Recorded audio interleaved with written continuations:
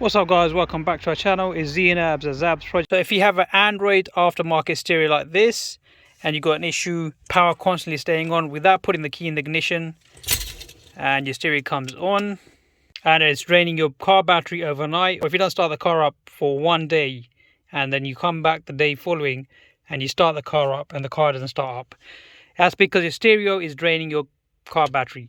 The only thing you'll need is piggyback fuse like this with a long wire attached to it. So mine is quite long. So the first thing we're going to do is remove the battery. So disconnect your positive from your battery terminal. Remove your stereo, so go ahead and remove the trim, followed by the stereo. Take the stereo out. So remember, you got 4 bolts, 2 bolts on this side which are T20 I believe, and 2 on that side. Go ahead, remove them, and then just pull your stereo out. Now behind the stereo, I've already disconnected it, the wiring harness. Remove the wiring harness from there, and if I show you, the constant 12 volt power that you normally get is from this yellow wire, which I've cut already from the wiring harness. It's got constant 12 volt power. Even when you switch off the Android system, it's still running in the background, so you haven't switched it off. What you've done is you just put it on screensaver. So what I've done is I've spliced it and I put a connector, which I'm going to connect my long wire with the piggyback fuse. So it's going to go straight in this one here. I'll put a covering on this. Once that's connected, I'm going to run the wire through the back over here underneath the steering column. So I'll push it through there underneath the steering column. We're going to remove this and it'll run down underneath here, and we're going to tap it into one of these top fuses. So the top line over here are the ones that are going live from the ignition. Alright, so I've fed the wire in. So if you look into here, you're going to have to go quite deep in. Trying to get that in there. So that's where the wire is going quite deep in through the back over there, and then it's going down and underneath here. I'm going to feed it through here and I'll reroute it back in here, cover off here. So just squeeze these two in and take it out, and what we're going to do is we're going to put it through here,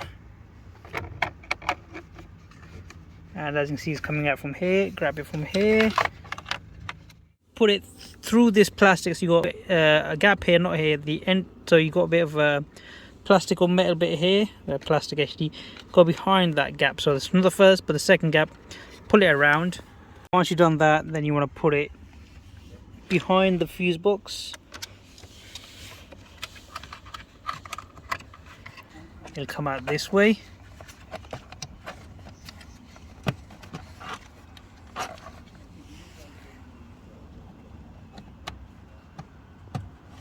Okay.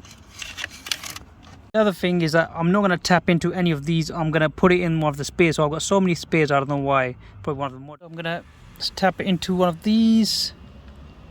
Top bit over here, the spare one. So luckily I don't need to tap into other. We can just tap into one of the top fuses, which is empty. And what I'm going to do, because there's so many wires, I'm going to pull the wire back in so it looks nice and neat. There you go.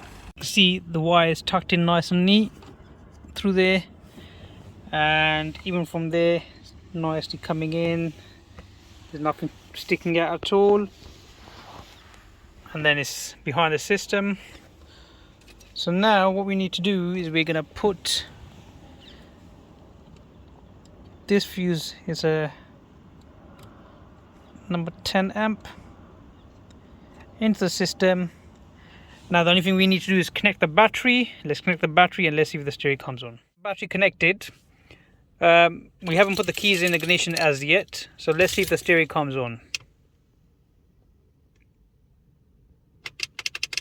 So no, stereo is not coming on at the moment. So we are gonna put the key in the ignition.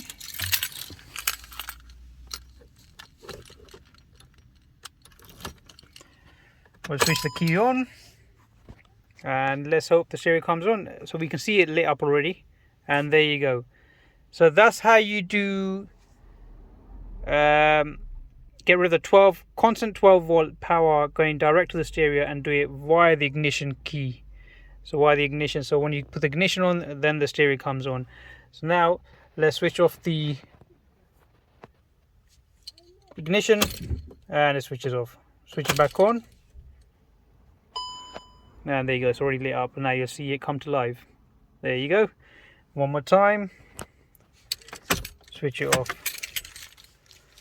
So brilliant. So the only thing we need to do now is put it back together. And what I mean, put it back together, let's put this back in.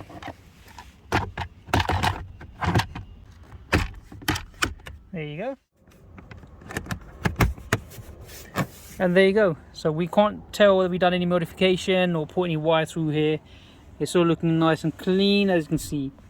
No wire sticking out. System is nice and flush, and it comes on with the ignition on.